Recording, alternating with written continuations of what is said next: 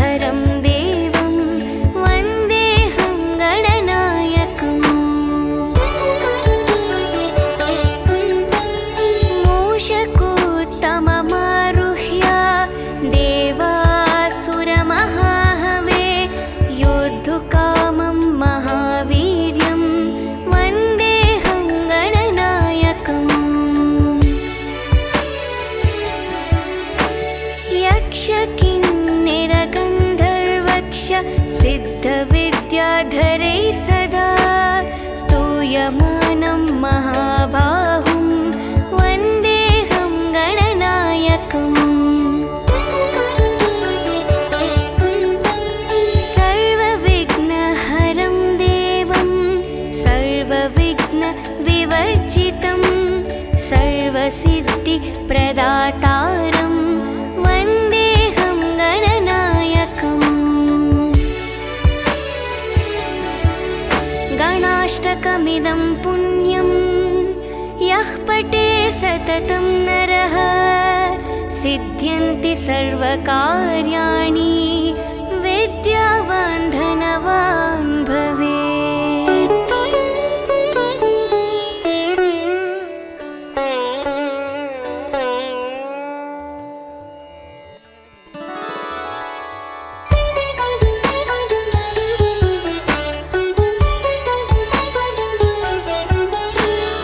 एकदन्तं महाकायं तप्तकाञ्चनसन्निभं लम्बोदरं विशालाक्षं वन्देऽहं गणनायकम्।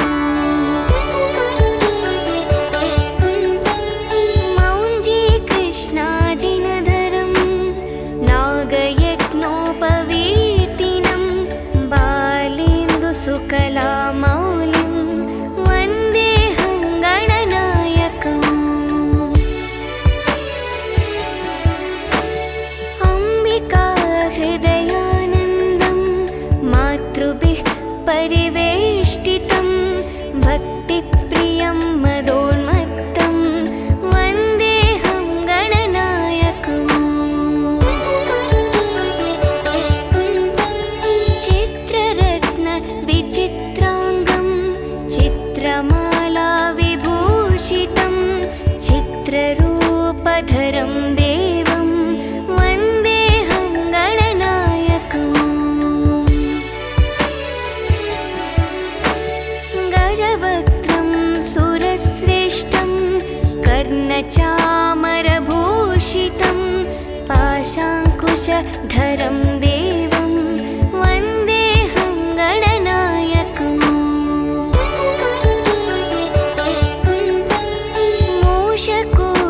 मूषकोत्तममारुह्य देवासुरमहाहवे योद्धुकामं महावीर्यं वन्देऽहं गणनायकम्।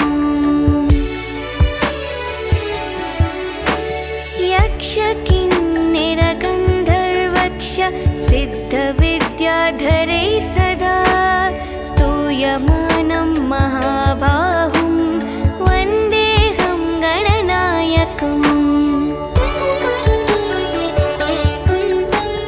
सर्वविघ्नहरं देवं सर्वविघ्नविवर्जितं सर्वसिद्धिप्रदातारं वन्देऽहं गणनायकम्। गणाष्टकमिदं पुण्यं यः पठे सततं नरः सिद्ध्यन्ति सर्वकार्याणि विद्यावान् धनवान् भवेत्।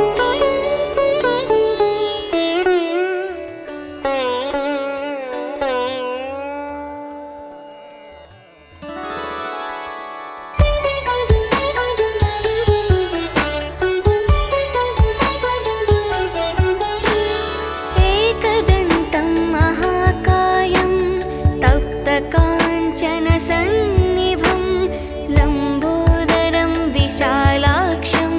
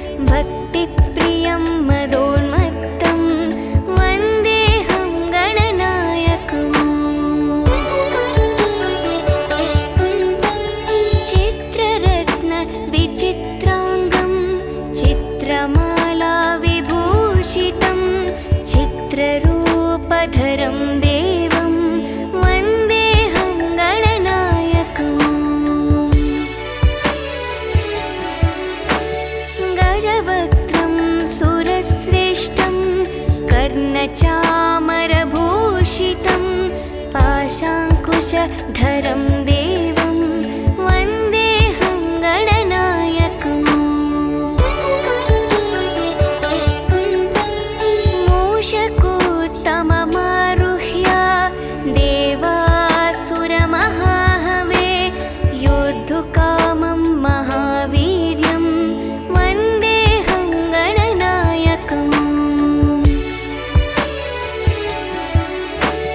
यक्षकिन्निरगन्धर्वक्ष सिद्धविद्याधरैः सदा स्तूयमानं महाबाहुं वन्देऽहं गणनायकम् सर्वविघ्नहरं देवं सर्वविघ्नविवर्जितं सर्वसिद्धिप्रदातारं वन्देऽहं गणनायकम् गणाष्टकमिदं पुण्यं यः पठे सततं नरः सिद्ध्यन्ति सर्वकार्याणि विद्यावान् धनवान् भवेत्।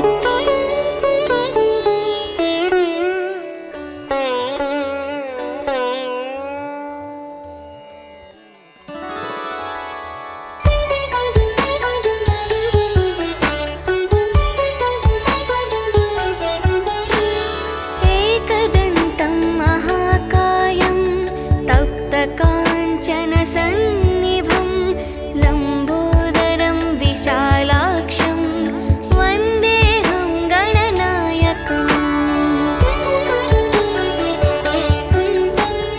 मौञ्जीकृष्णाजिनधरं नागयज्ञोपवीतिनं बालेन्दुसुकलामौलिं वन्देऽहं गणनायकम् अम्बिकाहृदयानन्दं मातृभिः परिवेष्टितं भक्तिप्रियं मदोन्मत्तं वन्देऽहं गणनायकम् चित्ररत्नविचित्राङ्गं चित्रमालाविभूषितं चित्ररूपधरं देवं वन्देऽहं गणनायकम् गजवक्त्रं सुरश्रेष्ठं कर्णचामरभूषितं पाशाङ्कुशधरं देवं वन्देऽहं गणनायकम्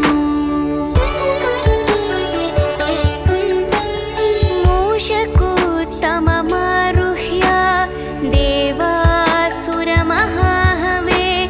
योद्धुकामं महावीर्यं वन्देऽहं गणनायकम् यक्षकिन्निरगन्धर्वक्ष सिद्धविद्याधरैः सदा स्तूयमानं महाबाहुं वन्देऽहं गणनायकम्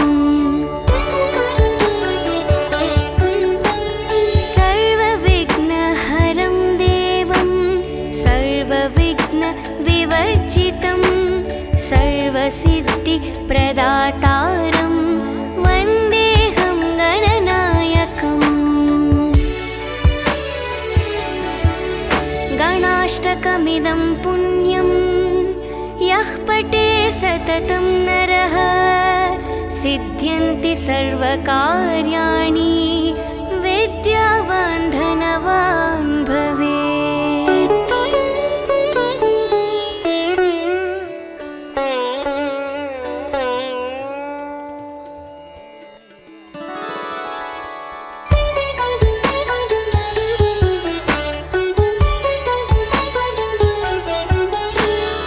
एकदन्तं महाकायं तप्तकाञ्चनसन्निभं लम्बोदरं विशालाक्षं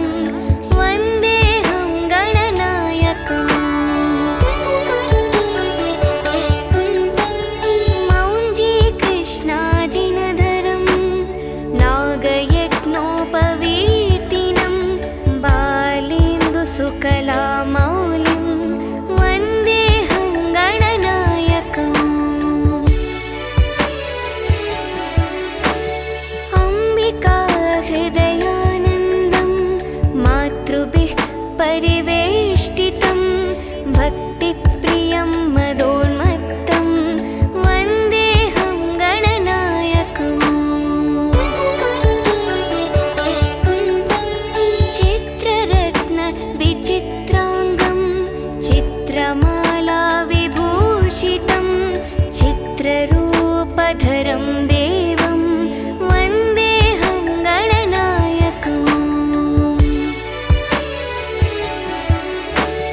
गजवक्त्रं सुरश्रेष्ठं कर्णचामरभूषितं पाशाङ्कुशधरं देवं वन्देऽहं गणनायकम् मूषकोत्तममारुह्य देवासुरमहाहवे योद्धुकामं महावीर्यं वन्देऽहं गणनायकम् यक्षकिन्निरगन्धर्वक्ष सिद्धविद्याधरैः सदा स्तूयमानं महाबाहुं वन्देऽहं गणनायकम्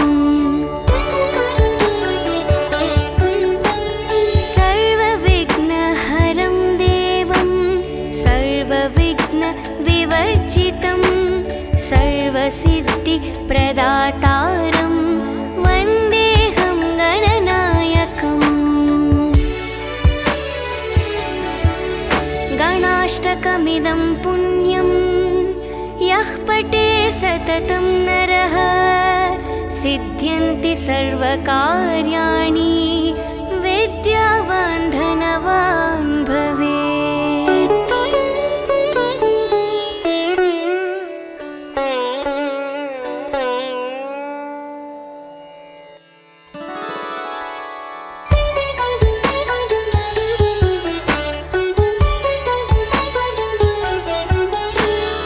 एकदन्तं महाकायं तप्तकाञ्चनसन्निभं लम्बोदरं विशालाक्षं वन्देऽहं गणनायकम्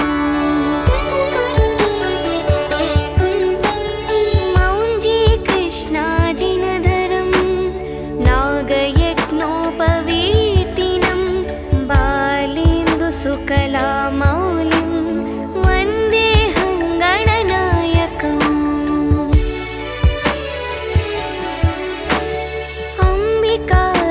अम्बिकाहृदयानन्दं मातृभिः परिवेष्टितं भक्तिप्रियं मदोन्मत्तं वन्देऽहं गणनायकम् चित्ररत्नविचित्राङ्गं चित्रमालाविभूषितं चित्ररूपधरं देवं वन्देऽहं गणनायकम्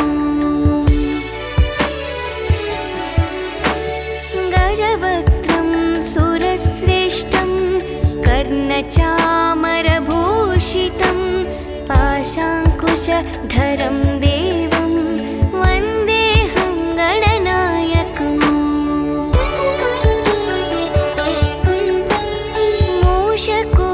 मूषकोत्तममारुह्य देवासुरमहाहवे योद्धुकामं महावीर्यं वन्देऽहं गणनायकम् यक्षकिन्निरगन्धर्वक्ष सिद्धविद्याधरैः सदा स्तूयमानं महाबाहुं वन्देऽहं गणनायकम्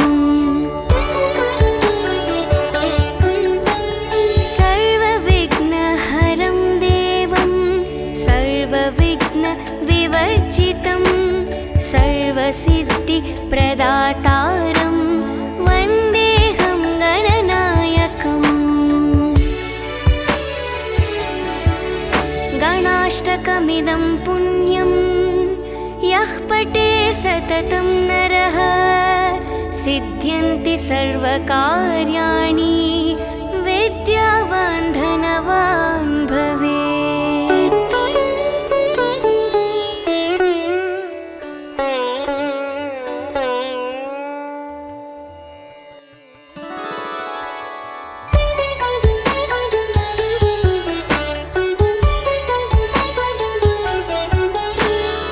एकदन्तं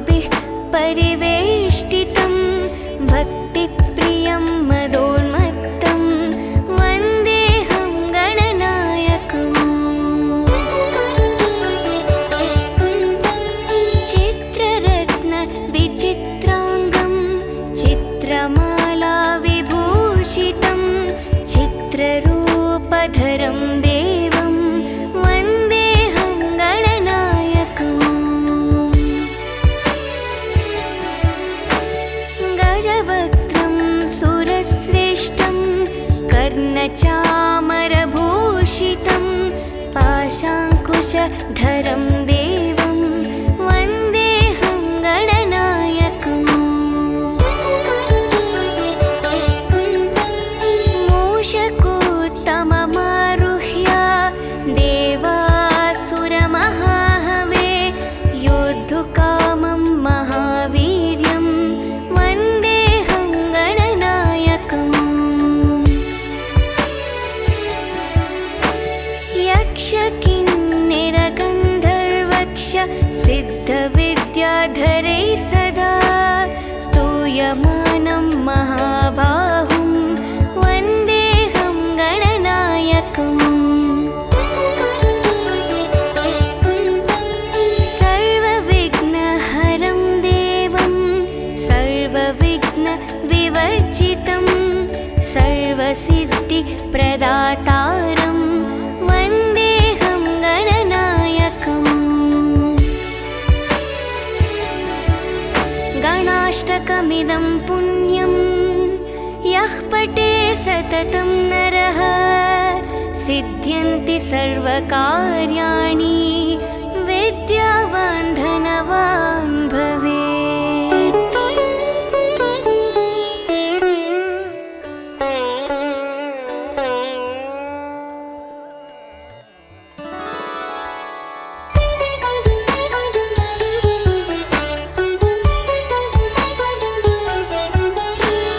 एकदन्तं महाकायं तप्तकाञ्चनसन्निभं लम्बोदरं विशालाक्षं वन्देऽहं गणनायकम् मौञ्जीकृष्णाजिनधरं नागयज्ञोपवीतिनं बालेन्दुसुकलामौलिं वन्देऽहं गणनायकम्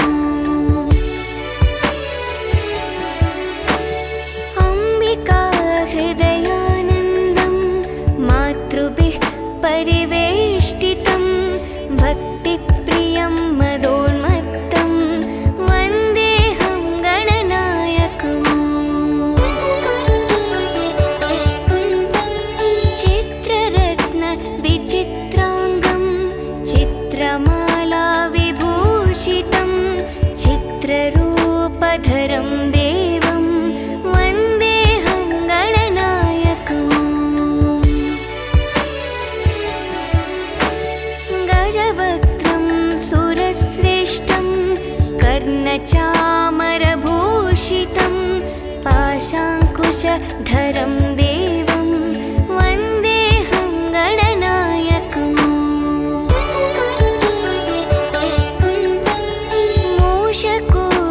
मूषकोत्तममारुह्य देवासुरमहाहवे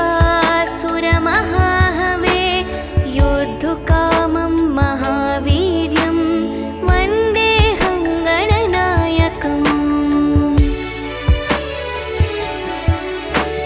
यक्षकिन्निरगन्धर्वक्ष सिद्धविद्याधरै सदा स्तूयमानं महाबाहुं वन्देऽहं गणनायकम् सर्वविघ्नहरं देवं सर्वविघ्नविवर्जितं सर्वसिद्धिप्रदातारं वन्देऽहं गणनायकम् गणाष्टकमिदं पुण्यं यः पठे सततं नरः सिद्ध्यन्ति सर्वकार्याणि विद्यावान् धनवान् भवेत्।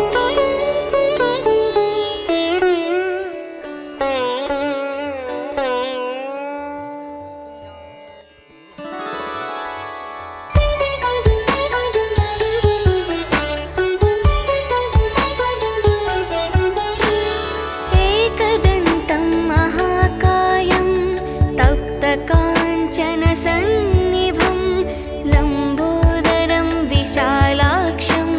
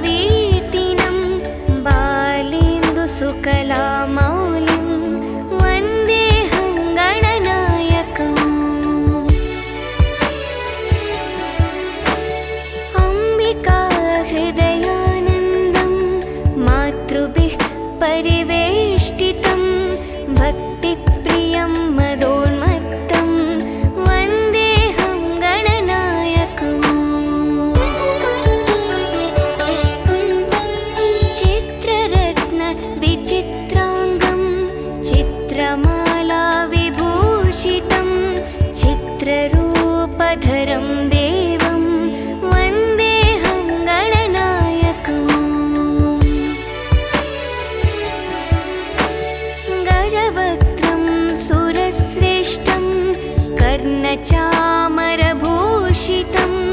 पाशाङ्कुशधरं देवं वन्देऽहं गणनायकम् मूषकोत्तममारुह्य देवासुरमहाहवे योद्धुकामं महावीर्यं वन्देऽहं गणनायकम् यक्षकिन्निरगन्धर्वक्ष सिद्धविद्याधरैः सदा स्तूयमानं महाबाहुं वन्देऽहं गणनायकम्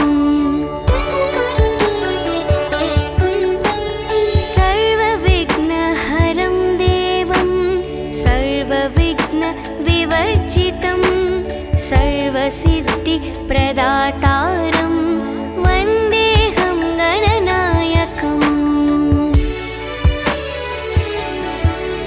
गणाष्टकमिदं पुण्यं यः पठे सततं नरः सिद्ध्यन्ति सर्वकार्याणि विद्यावान् धनवान् भवेत्।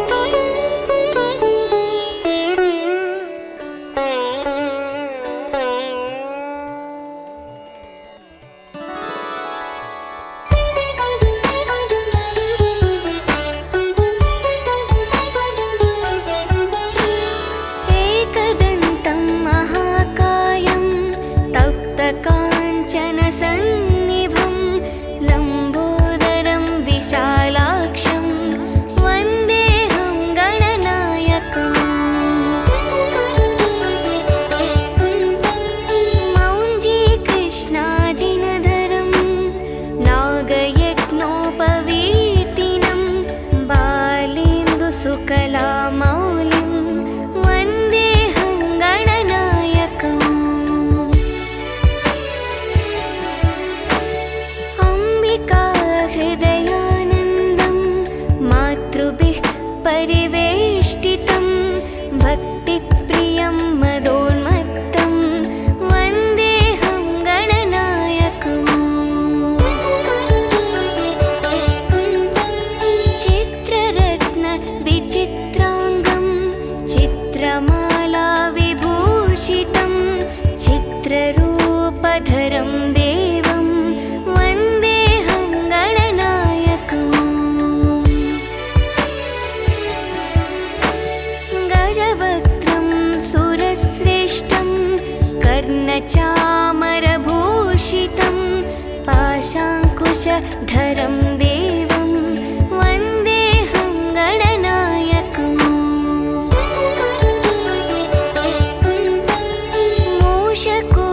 मूषकोत्तममारुह्य देवासुरमहाहवे योद्धुकामं महावीर्यं वन्देऽहं गणनायकम्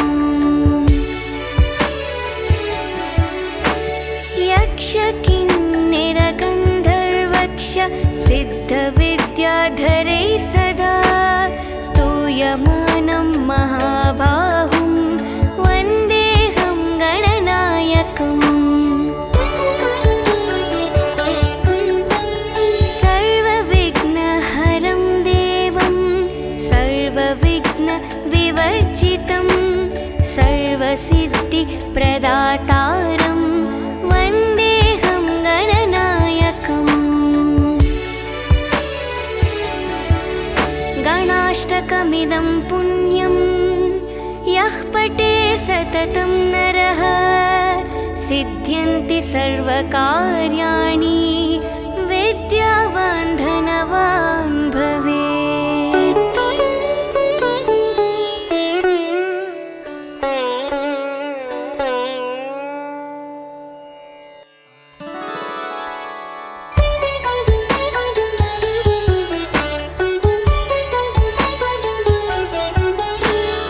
एकदन्तं महाकायं तप्तकाञ्चनसन्निभं लम्बोदरं विशालाक्षं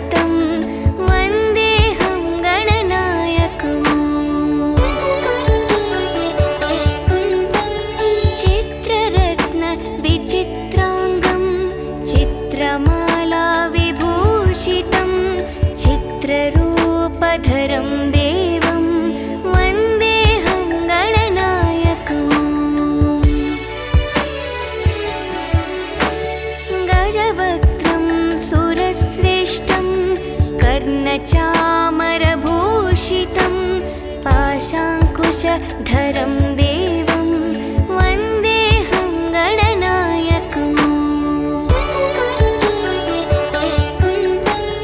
मूषकोत्तममारुह्य देवासुरमहाहवे योद्धुकामं महावीर्यं वन्देऽहं गणनायकम् यक्षकिन्निरगन्धर्वक्ष सिद्धविद्याधरैः सदा स्तूयमानं महाबाहुं वन्देऽहं गणनायकम् सर्वविघ्नहरं देवं सर्वविघ्नविवर्जितं सर्वसिद्धिप्रदातारं वन्देऽहं गणनायकम् गणाष्टकमिदं पुण्यं यः पठे सततं नरः सिद्ध्यन्ति सर्वकार्याणि विद्यावान् धनवान् भवेत्।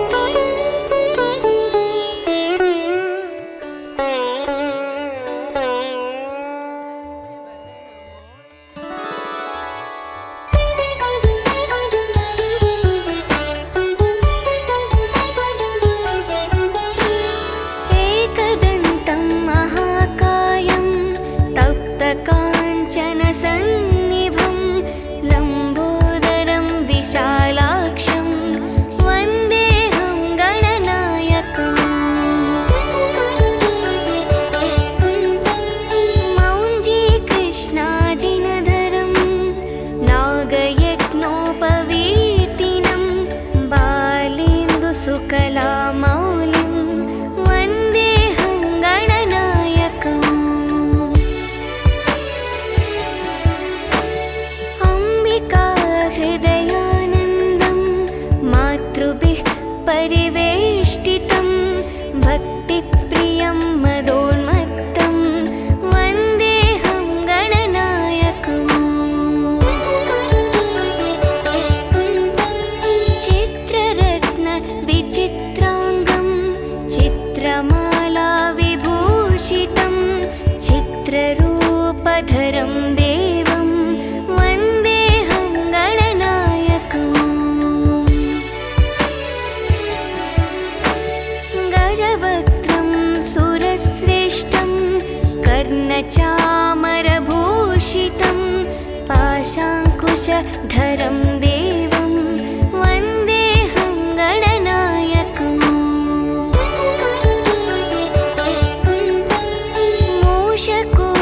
मूषकोत्तममारुह्य देवासुरमहाहवे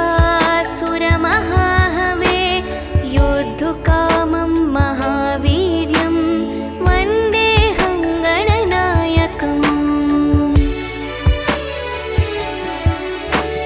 यक्षकिन्निरगन्धर्वक्ष सिद्धविद्याधरैः सदा स्तूयमानं महाबाहुं वन्देऽहं गणनायकम्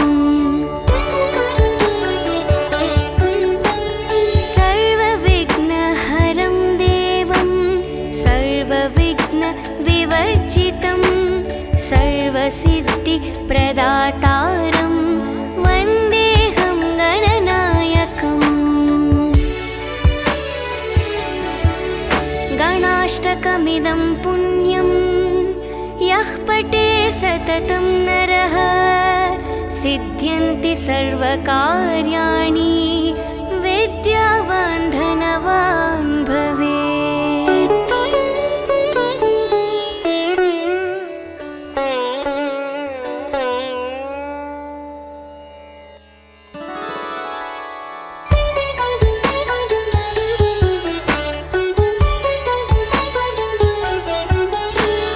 एकदन्तं महाकायं तप्तकाञ्चनसन्निभं लम्बोदरं विशालाक्षं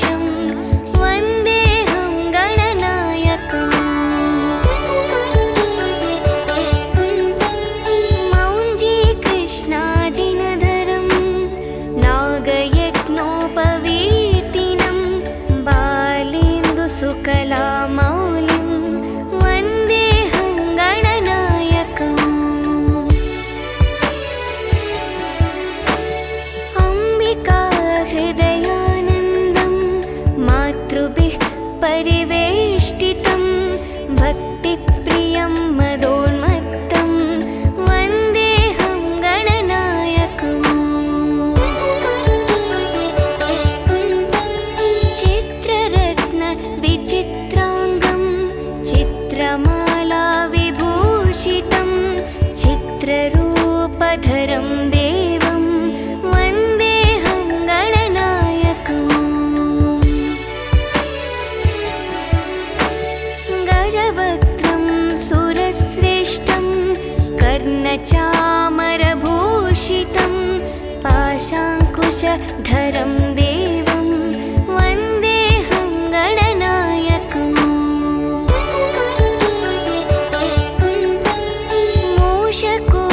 मूषकोत्तममारुह्य देवासुरमहाहवे योद्धुकामं महावीर्यं वन्देऽहं गणनायकम्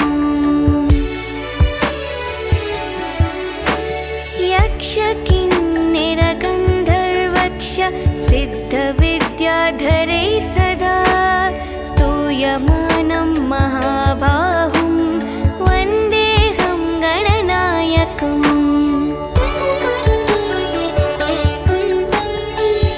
सर्वविघ्नहरं देवं सर्वविघ्नविवर्जितं सर्वसिद्धिप्रदातारं वन्देऽहं गणनायकम् गणाष्टकमिदं पुण्यं यः पठे सततं नरः सिद्ध्यन्ति सर्वकार्याणि विद्यावान् धनवान् भवेत्।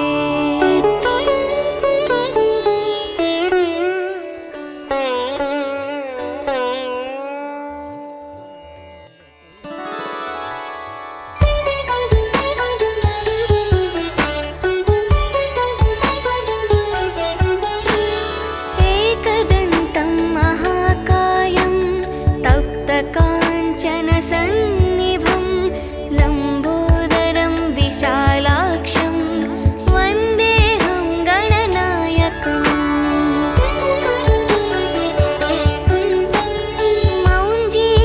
मौञ्जीकृष्णाजिनधरं नागयज्ञोपवीतिनं बालेन्दुसुकलामौलिं वन्देऽहं गणनायकम् अम्बिका हृदयानन्दं मातृभिः परिवेष्टितं भक्तिप्रियं मदोन्मत्तं वन्देऽहं गणनायकम्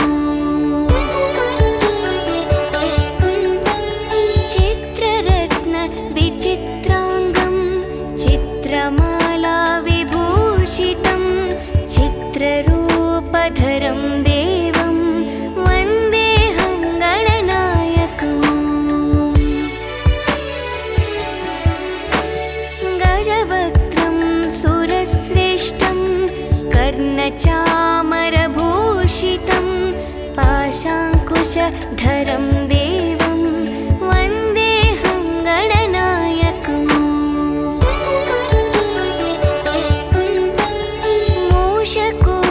मूषकोत्तममारुह्य देवासुरमहाहवे योद्धुकामं महावीर्यं वन्देऽहं गणनायकम् यक्षकिन्निरगन्धर्वक्ष सिद्धविद्याधरैः सदा स्तूयमानं महाबाहुं वन्देऽहं गणनायकम्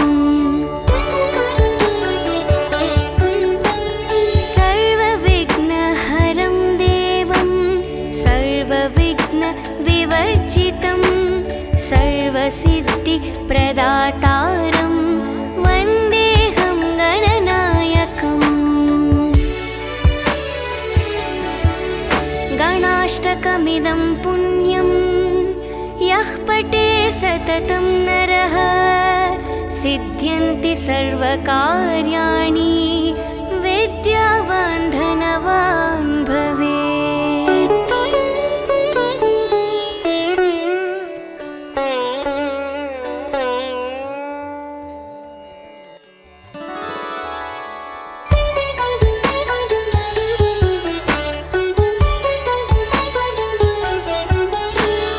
एकदन्तं महाकायं तप्तकाञ्चनसन्निभं लम्बोदरं विशालाक्षं वन्देऽहं गणनायकम्।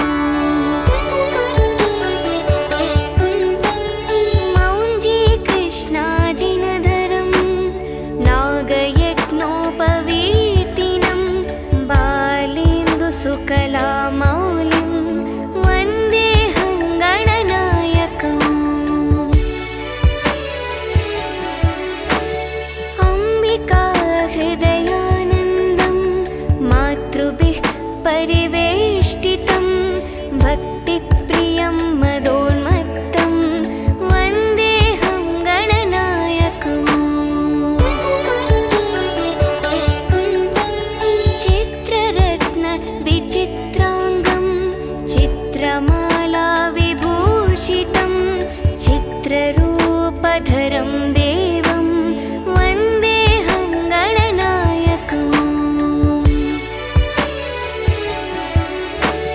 गजवक्त्रं सुरश्रेष्ठं कर्णचामरभूषितं पाशाङ्कुशधरं देवं वन्देऽहं गणनायकम्।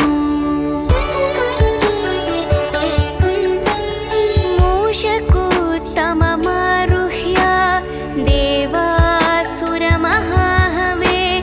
योद्धुकामं महावीर्यं वन्देऽहं गणनायकम्।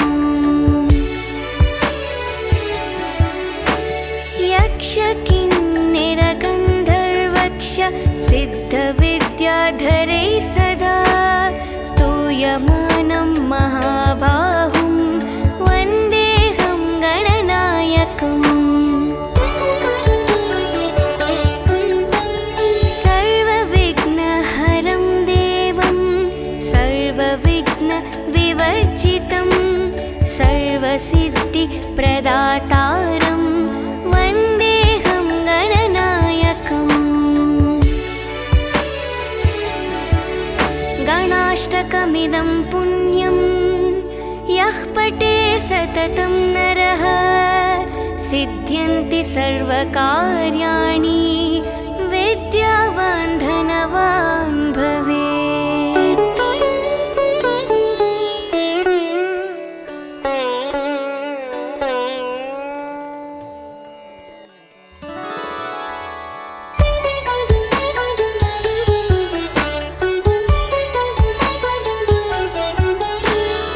एकदन्तं महाकायं तप्तकाञ्चनसन्निभं लम्बोदरं विशालाक्षं वन्देऽहं गणनायकम्।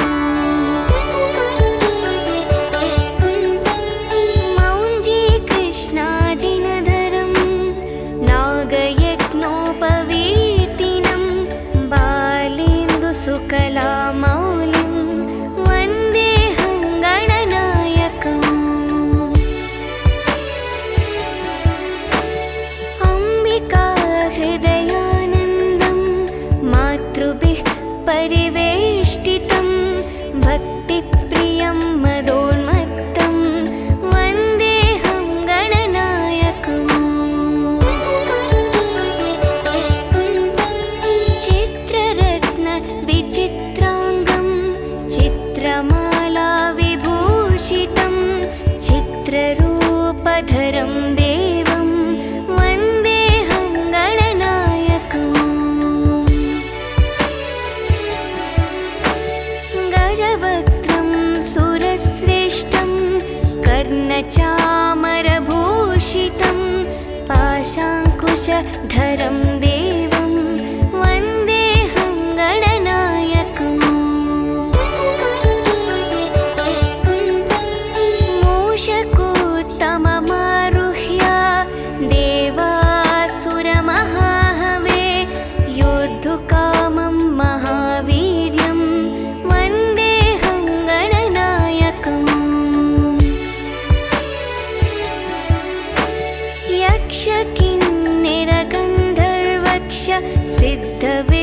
विद्याधरैः सदा स्तूयमानं महाबाहुं वन्देऽहं गणनायकम्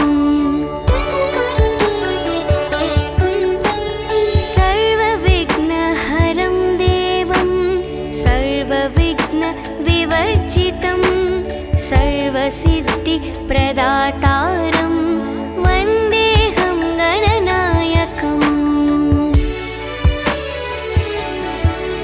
गणाष्टकमिदं पुण्यं यः पठे सततं नरः सिद्ध्यन्ति सर्वकार्याणि विद्यावान् धनवान् भवेत्।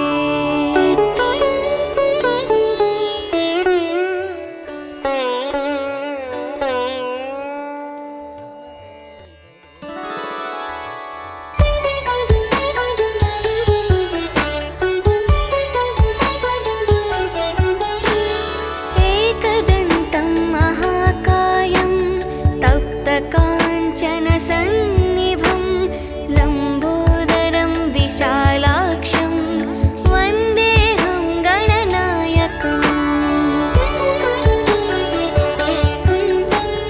मौञ्जीकृष्णाजिनधरं नागयज्ञोपवीतिनं बालेन्दुसुकलामौलिं वन्देऽहं गणनायकम्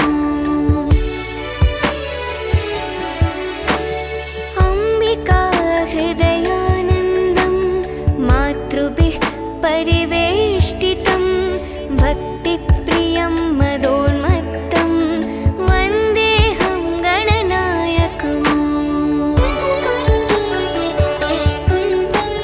चित्ररत्नविचित्राङ्गं चित्रमालाविभूषितं चित्ररूपधरं देवं वन्देऽहं गणनायकम् गजवक्त्रं सुरश्रेष्ठं कर्णचामरभूषितं पाशाङ्कुशधरं देवं वन्देऽहं गणनायकम्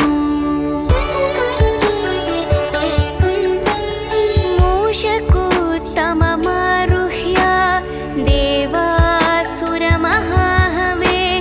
योद्धुकामं महावीर्यं वन्देऽहं गणनायकम् यक्षकिन्निरगन्धर्वक्ष सिद्धविद्याधरैः सदा स्तूयमानं महाबाहुं वन्देऽहं गणनायकम् सर्वविघ्नहरं देवं सर्वविघ्नविवर्जितं सर्वसिद्धिप्रदातारं वन्देऽहं गणनायकम् गणाष्टकमिदं पुण्यं यः पठे सततं नरः सिद्ध्यन्ति सर्वकार्याणि विद्यावान् धनवान्